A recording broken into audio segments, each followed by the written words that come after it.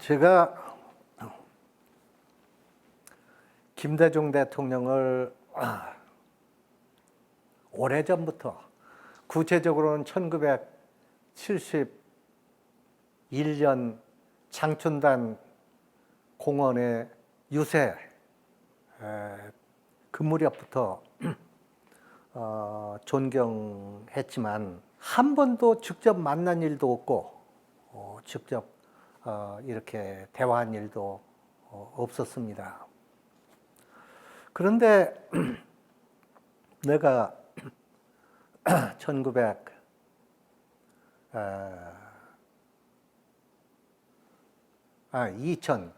2001년에 중앙대학에서 만 65세 정년퇴임을 했습니다. 정년퇴임을 하고 이제 야인으로 돌아와서 이제 있는데, 그 다음에 2002년 2월 달에 청와대로부터 다음 한은 총재로 임명한다는 내정 통보가 왔어요. 그때 한은 총재는 전철환이라는 분이었어요. 사실은 그분은 나의 그 대학 후배고, 그분은 전북 익산입니다. 나하고도 잘 아는 분인데, 그분이 이제 그만두면서 그 후임으로 내가 지명이 되었는데, 우선 저로서는 그렇게 기쁠 수가 없었습니다. 뭐 내가 청와대 수석도 해보고 장관도 해봤지만 그 어느 때하고 비교할 수 없는 그 기쁨을 내가 느꼈는데, 그것은 한국은행이라는 곳이 내가 처음으로 대학을 졸업하고 들어가서 내 가난 문제를 해결한 그런 자리고, 또 나를 미국 유학을 보낸 것도 한국은행이었고, 그런 데가 은혜를 입은 그런, 또 10여 년간 내가 거기 근무를 한 그런 곳인데, 그곳으로 내가 가서 금이 환영이랄까, 내가 다시금 지금 일을 한다는 것이 퍽 재미가 있었고 기쁘고, 그리고 또 그전에는 내가 한은으로부터 도움을 받았다면 이번 가서는 한국은행에 내가 빚을 갚아야겠다. 내가 그 여러 가지 열심히 일을 해서 국가와 우리 한국은행에 내가 그 빚을 갚아야겠다는 생각하고, 그렇게 마음이 기쁠 수가 없었습니다. 그런데 어떻게 해서 갑자기 내가 거기 가게 되었는가? 내가 대통령을 직접 내가 알거나 뭐 만난 일도 없는데 어떻게 됐는가 하는 그런 의문을 나는 가졌어요. 그런데 그게 한참 뒤에야 조금 이제 그게 풀렸는데, 첫째는 아까 제가 말씀드릴 때 제2건국운동하고 공적자금관리위원장 활동을 했다고 했는데, 그때 특히 제가 국회에 나가서 답변하고 질의응답하고 뭐 이 모든 한 것을 대통령께서 보였다는 겁니다. 보면서 이 사람이 그렇구나 하는 것을 그 뒤에 나중에 알았어요. 그리고 특히 제가 경제학회장을 했는데, 한국경제학회장을 했는데, 전국 경제학회장들 점심 초대가 있었어요. 김대중 대통령이 임기 초기에. 그때 이제 우리나라 학회가 굉장히 많습니다. 뭐 몇십 개 돼요. 근데 그 중에 대표 학회만 했는데, 그 중에 이제 한국경제학회는 크니까. 그러니까 그때 내가 한국경제학회 회장을 했기 때문에 나도 그 참석을 했죠. 그 하면서 돌아가면서 한번 악수를 하고 돌아갔습니다. 왜 그러지 않습니까? 대통령 만날 때는 돌아가면서. 아마 대통령께서는 기억을 잘 못했을 거예요. 그때 나는 이제 대통령을 이제 한번 보고 가고 그랬죠.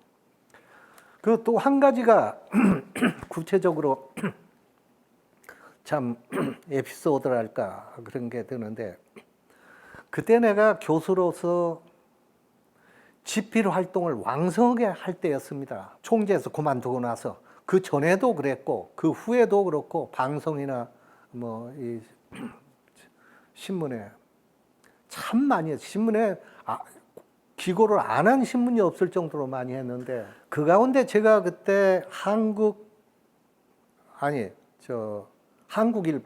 한국일보에 송현 칼럼이라는 걸 쓰고 있었어요. 그 일주일에 한 번씩 쓰는 칼럼인데, 그 칼럼에 뭐 많이 썼는데 그 중에 어떤 게 있었냐면 인플레 정책을 써라 하는 제목의 칼럼이 있었어요. 그 내용은 돈을 무제한 풀어라. 물가 걱정하지 말아라 하는 게 그 내용이에요. 근데 왜 그랬느냐? 그때 금리가 25%였습니다. 살인적인 금리죠. 환율이 800대 1이었던 것이 2000대 1까지 갔어요. 그러니 살아남을 기업이 있겠습니까? 그러니까 멀쩡한 기업이 쓰러지는 겁니다. 흔히 말하는 흑자도산, 이게 쓰러지는 거예요. IMF 외환위기 때. 그 내가 주장한 것은, 여기서 멀쩡한 기업을 죽여서는 안 된다. 이걸 살려야 한다. 그래서 우선 돈을 풀어서 돈을 공급해라. 그래서 흑자도산을 막자. 그러면 돈이 그렇게 풀리면 물가가 오를 거 아니냐. 저 대답은 물가 물론 오르지만 크게 오르지 않는다. 왜냐하면 불경기이기 때문에, 심각한 불경기이기 때문에 돈을 그렇게 풀어도 물가는 오르지 않는다. 그래서 이 고비가 넘으면 돈을 거두면 된다. 그런 것이 내가 주장한 그 요점입니다. 거기서. 근데 나도 놀란 것은 김대중 대통령께서 신문 사설까지 꼼꼼히 본다는 거예요. 난 시간이 없어서 그러지 않으실 줄 알았어요. 근데 그걸 읽으시고 본인이 이게 참 특이하다. 돈을 무작정 풀으면 그래도 되는 것인가 그러는데 그러라고 그런다. 그래서 그 다음 경제장관 회의에서 대통령께서 장관들에게 그 이야기를 했다는 거예요. 누구라고는 말 안 하고 어떤 교수가 어디에 돈을 무작정 풀어라 이렇게 썼는데 그래도 되는 것입니까? 이게 무슨 뜻입니까? 그렇게 물어서 그걸 가지고 토론을 했다는 거예요. 그 김대중 대통령께서 뒤에도 이야기하지만 그런 토론을 굉장히 즐겨 하십니다. 그래서 거기 그 참석했던 경제장관이, 장관 중에 한 분이 전북 부안의 진념 장관이 내한테 전화를 했어요. 그래서 그걸 말씀하시길래 자기가 이렇게 답변을 했는데 옳습니까? 그렇게 묻더라고요. 그래서 이런 것이 모든 것이 엮어서 결국은 대통령께서 나를 지명한 것이다. 이렇게 판단을 하고 있고요. 한국은행에 이제 총재로 이제 발령을 받고 한국은행에 가서 4년 동안 참 열심히 일했습니다. 그리고 아주 참 보람 있게 했고, 그래서 특히 내가 거기 가서 꼭 해야 되겠다고 생각한 것이 몇 가지 있는데, 하나가 한국은행의 독립성을 강화하는 것입니다. 그때만 해도 한국은행 금리를 정하려면 재경부에서 전화가 와서 이래라 저래라 간섭하고 그랬어요. 이래서 안 되겠다. 그리고 한국은행에서 예산을 하나 쓰려면 전부 재경부 승인을 받아야 돼요. 그래가지고 중앙은행이 되겠습니까? 그래서 이거 고쳐야 되겠다. 근데 그건 성공했습니다. 가서 한국은행법을 고쳤습니다. 고쳐서 지금은 한국은행 부총재가 금융통화위원회 자동으로 되도록 해가지고 정부에서 일체 관여하지 못하도록 하고 예산도 독립을 하고 이제 독자적으로 하고 이런 일을 했어요. 그런데 한 가지 거기 가서 제가 하려고 했는데 못한 게 있습니다. 그것이 화폐 개혁입니다. 흔히 리디노미네이션이라고 해서 들어보셨는지 모르지만 제가 고치려고 한 것은 우리나라 돈이 너무 큽니다. 지폐가 너무 크고 그리고 그 위조가 쉬워요. 그래서 이 화폐를 전부 새로 바꿔야 되겠다 하는 것이 한 가지고, 두 번째는 그때까지 고액권이 없었습니다. 10,000원권밖에 없었어요. 그래서 모두들 10만원권, 20만원권 수표를 넣고 다녔어요. 근데 이 수표라는 거는 3년 동안 은행에 보관을 해야 합니다. 그리고 발행 비용이 비쌉니다. 늘 이거 유통은. 그래서 이걸 빨리 고액권을 발행해야 되겠다. 그래서 5만원권과 10만원권을 발행하는 것이 하나고, 세 번째 화폐 개혁이 뭐냐면 흔히 말하는 화폐 단위 절하입니다. 지금 우리나라는 10원짜리 동전을 안 쓰잖아요. 그러니까 지금 환율도 지금 1300대 1 뭐 이러잖아요. 이런 세 단위 환율은 세계 선진국 치고는 없습니다. 그래서 이거를 1대1로 하려고 했던 겁니다. 그러니까 1000대1로 1000원을 1환으로 이걸 고치는 겁니다. 그래서 전부 이 세 가지를 한꺼번에 해서 리데이까지 정하고 전부 마련을 했는데 그거는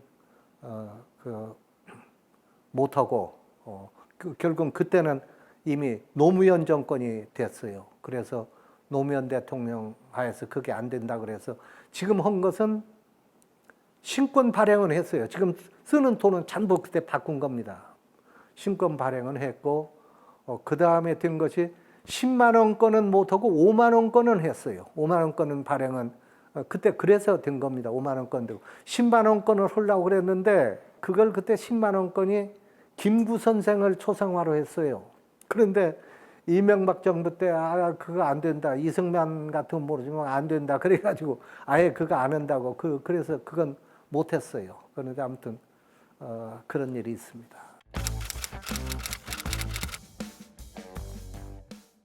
우리나라 경제 발전 과정을 이렇게 쭉 보면은 크게 나눠서 두 토막으로 가를 수 있어요.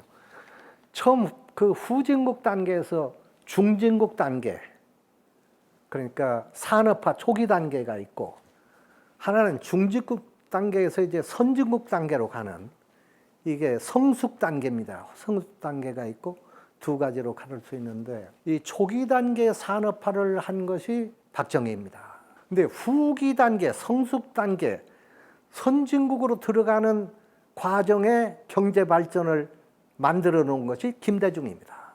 그래서 김대중 정부에서는 우선 IMF 외환위기를 극복을 했고, 다음에 IT 선진화를 일으켰습니다. 지금 우리가 쓰고 있는 인터넷 고속망 있잖아요.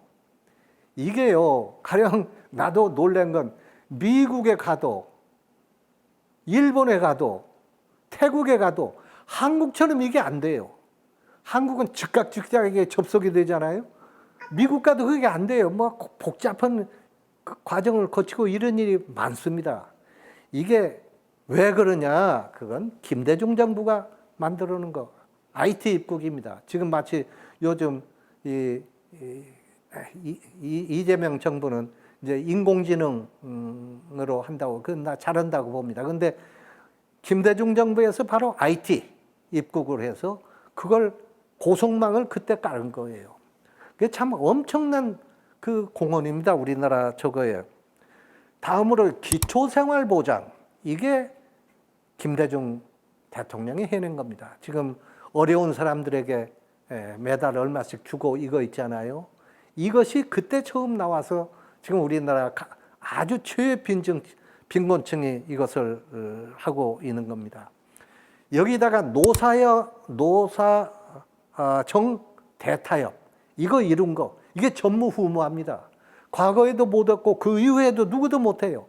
내가 요즘 와가지고 이 새 정부에 대해서 엊그저께도 내가 방송에 가서 그런 이야기를 했습니다만은 노사정 대타협을 다시 이루자. 김대중 정부에서 했던 그러한 대타협 이게 지금 또 필요하다 그런 이야기를 했습니다. 그래서 이와 같이 해서 우리나라의 경제로 보면은 중진국에서 선진국까지 가는 그 길을 깔아놓은 분이 김대중이다 이렇게 보는 것이고, 두 번째 큰 공헌은 남북 평화 정책입니다. 참 이거는 영명한 그분의 판단이 아니었으면 안 될 겁니다. 햇볕 정책. 그래서 남북 정상회담이 처음으로 우리나라가 참 열매를 맺고 남북 교류, 남북 삼봉, 이산가족 상봉이 이루어지고 드디어 개성공단이 열리고 이 모든 것이 김대중 대통령이 깔아놓은 거여서 이런 역할이 있었다. 세 번째 제가 특별히 김대중 대통령의 업적을 평가하고 싶은 것은 용서하는 정치입니다. 용서하는 정치. 우리나라는 지금까지 전부 보복하는 정치였습니다. 근데 김대중 대통령은 원수를 사랑하는 그런 정치를 했어요. 우리가 모두 아는 것이지만 박정희는 김대중을 죽이려고 한 사람 아닙니까? 미국 개입이 아니었으면 벌써 바닷속에 넣었을 거예요. 그런 박정희 기념관 건립 추진 명예위원장을 스스로 김대중 대통령이 맡았어요. 그리고 전두환 노태우도 김대중을 죽이려고 한 사람 아니에요. 사형 선고한 사람 아닙니까? 근데 대통령이 된 다음에 전두환 노태우를 사면을 했습니다. 물론 사면 저거는 김영삼 씨가 했지만 그 사면하도록 그걸 그 당선인으로서 실질적으로 사면을 시킨 거는 김대중입니다. 이래서 심지어 나도 직접 들었는데 전두환 대통령이 자기가 지금까지 그 대통령을 그만둔 뒤에 가장 편안하고 이렇게 살게 된 것은 김대중 정부 때다. 그런 이야기를 그분이 한 것을 내가 들었습니다. 그래서 그런 점에서 용서하는 정치, 이것을 깔아준 것이 김대중 정부고 우리가 앞으로 그것을 본받아야 할 것이다. 이렇게 생각합니다. 그래서 사실은 이런 점에서 김대중을 높이 평가해야 된다. 이렇게 나는 생각하는 거죠.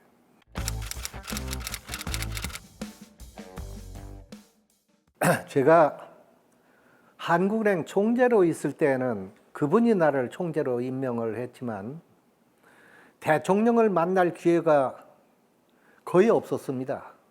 더군다나 한국은행은 독립기관이기 때문에 국무회의나 이런 데도 내가 나가지 않고 일부러 대통령을 만날 기회도 없고 그래서 대통령과 가깝게 지낼 수가 없었어요.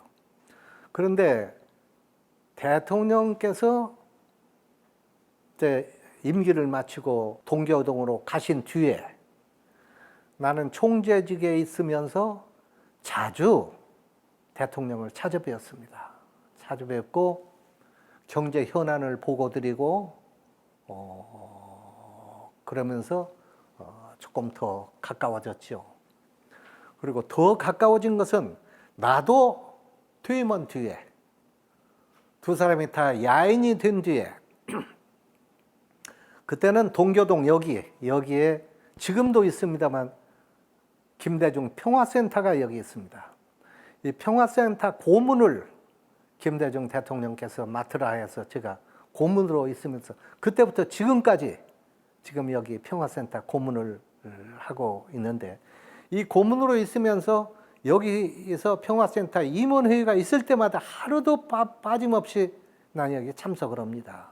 하면은 김대중 대통령께서 경제 문제에 대해서는 나에게 의뢰의 지명해서 현황을 이야기하도록 하고, 또 모르는 거 있으면 그 질문을 하고 그 토론을 하도록 하고, 그리고 거기 비서진에게 그 내용을 적도록 하고, 뭐 이렇게 꼼꼼하게 하면서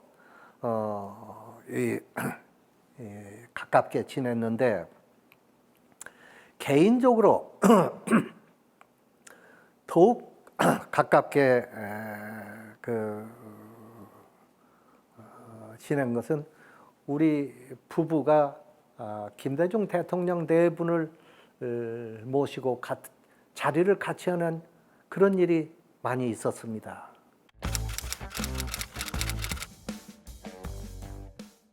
김대중 대통령과 이제 만나서 회의도 여러 차례 많이 하고, 특히 동교동 평화센터에서 제가 우리 경제 현황에 대해서 대통령께 브리핑하고 이러면서 두 가지를 특히 느꼈어요. 하나는 대통령까지 역임하셨으면서도 이 배우려고 하고 탐구하려는 그 자세가 철저하다. 마치 어디 초중등 학교의 모범생처럼 그 이야기를 경청하고 그것을 가지고 의문나는 걸 질문하고 토론하고, 이런 자세가 참 놀라웠습니다. 대개 그 정치인들은 자기 말 하기를 좋아합니다. 대표적인 사례가 전두환 대통령과 윤석열 대통령이라고 난 보는데, 난 물론 뭐 만나거나 그런 일은 없지만 듣건대는 만나면 상대방 말할 기회는 안 주고 자기 할 말만 그냥 해버리는, 그러기가 쉬운데, 이 김대중 대통령은 아주 경청하고 그런 진지하게 모범생 같은 그런 자세가 아주 특이하다, 이런 걸 느꼈고, 두 번째로는 아주 실용주의적인 판단 자세, 모든 판단을 아주 실용적으로 해요. 그래서 김대중 대통령의 유명한 어구에 서생적 문제의식과 상인적 현실 감각이라는 말이 있지 않습니까? 이 상인적 현실 감각과 이 서생적 문제의식을 가장 실천하시는 분이다, 이렇게 생각을 해요. 가령 예를 들면은 사람을 볼 때, 사람을 고를 때 무슨 그 인연이라든가 연고라든가 이런 걸 완전히 떠나서 순수히 효율 중심으로, 실력 중심으로, 능력 중심으로 사람을 선택하고 판단하고 하는 그 아주 그런 자세, 아주 이런 게 투철하다. 그래서 아무리 가까운 사람이라도 말이 안 되는 소리 같으면 딱 잘라버리고. 그래서 이런 자세가 아주 참 돋보였다, 이렇게 말씀드립니다.